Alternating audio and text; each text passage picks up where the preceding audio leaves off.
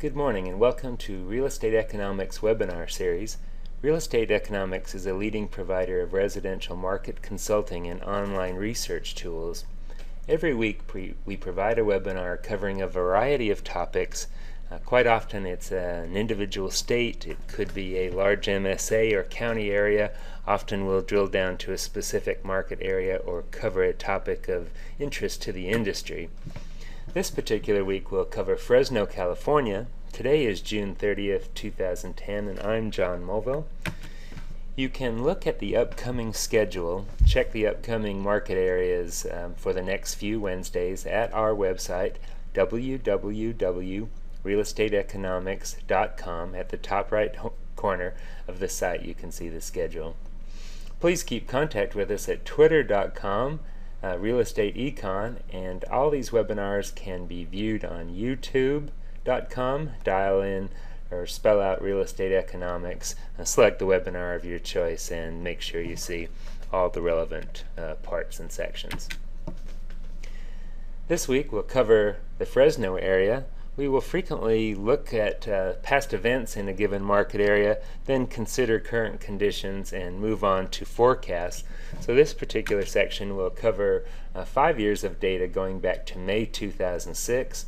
This particular graphic is from our Housing Transactions Report. This is a report that anyone can find and download from our website. You can specify your own market area, your own time frame. You can go back and look at 2006 data if you want. You can set the unit types, whether you want attached or detached, and do a variety of different filters to drill down into your own specific data. We often will do zip codes for locational comparisons, or we'll drill down into an individual area if you're looking for master plan price differentials, that sort of thing. In this particular graph covering the single month, May 2006, conventional resales are shown in blue. New home sales, those are builder subdivisions, are shown in green. Foreclosures, that's owner back to lender, are shown in orange, and in yellow are lender to new third-party sales of foreclosed units. To put this time frame in perspective, in May 2006 the economy was performing at a pretty high level. We were near full employment. Credit was readily available not only for builders and buyers, but for all sorts of business activities. Leveraged buyouts and acquisitions were quite frequent. People could find borrowed capital to do buyouts and purchases. And the economy overall, although money was loose, was performing pretty well. As you can see in this map, the data is pretty well distributed. It's primarily conventional resales. In fact, total resales, seller to seller, comprise about 75% of the market. New home sales by builders comprise about 21%. Foreclosures are only 1%, and foreclosure sales are about 2.5%. In regards to the new home sales at 21%, we would consider that a pretty high number. I think nationally new home sales contribute a lower figure than that, about 16%, and we would generally consider a market with less than 10% new builder sales to be underserved by new homes. You can see there's new home sales at the periphery. Those are typically the more affordable areas, and I should note that Clovis is excluded here, so we have entirely the city of Fresno. You can see hardly any foreclosed orange dots and still just a few foreclosure sales in yellow. Now let's watch the character change as we come forward one entire year from May 2006 to May 2007.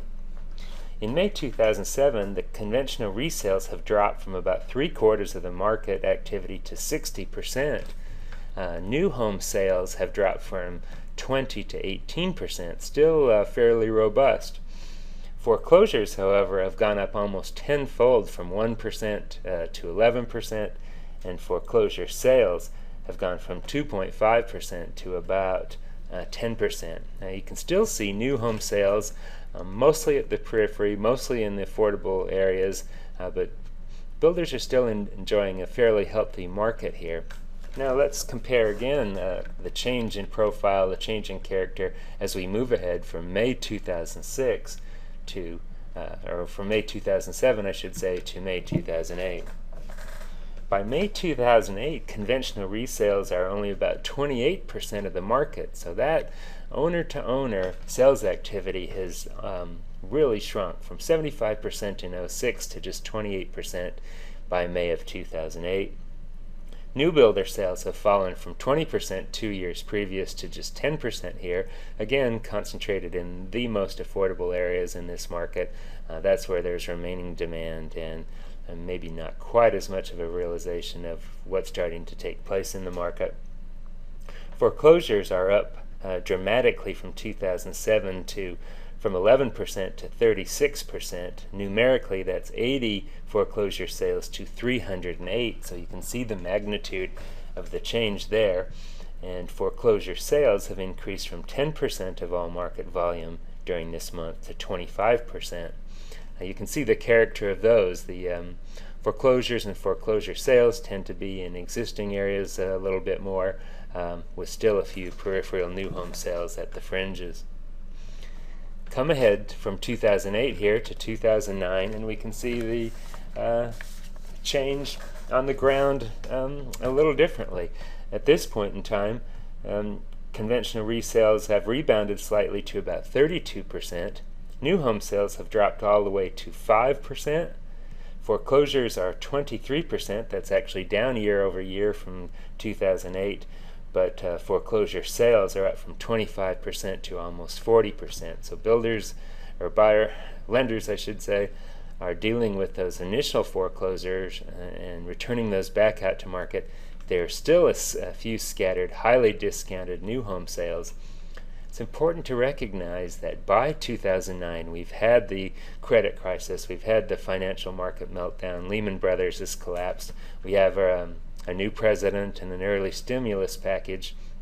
So the understanding or the realization that we've got a serious economic problem is clearly evident on the ground. Payment shock in the subprime loan originations has pretty much manifested itself for all but the late stage buyers, and we can see quite a bit of differential from the previous years.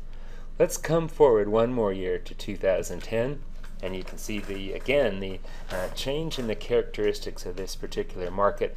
Now suddenly blue resales become much more prevalent, increasing by about 10% over 2009 from 32 to 42% of activity.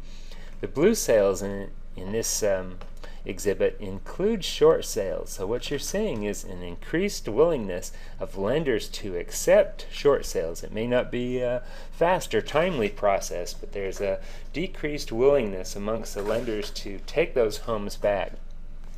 Increasingly, we've seen lenders add to staff, add to their processes, really add to the expenses they're taking on those delinquent homes, those particular business units that handle delinquencies and REOs. And they've really made expensive efforts to ramp up. We think this will be playing out with greater effect in the coming quarters, but there's a much greater capacity to handle this sort of problem from this point going forward. You can see that the new home sales have dribbled all the way down to about 6.5%, a slight increase over the previous year, still at very low price points, and foreclosures are now 22%, foreclosure sales 28%, so the total distressed inventory at this point in time approaches 50% of all the market activity in the Fresno MSA. That's part 1 of 1, so if you'd like to see the entire series today, please make sure you view all 4 parts.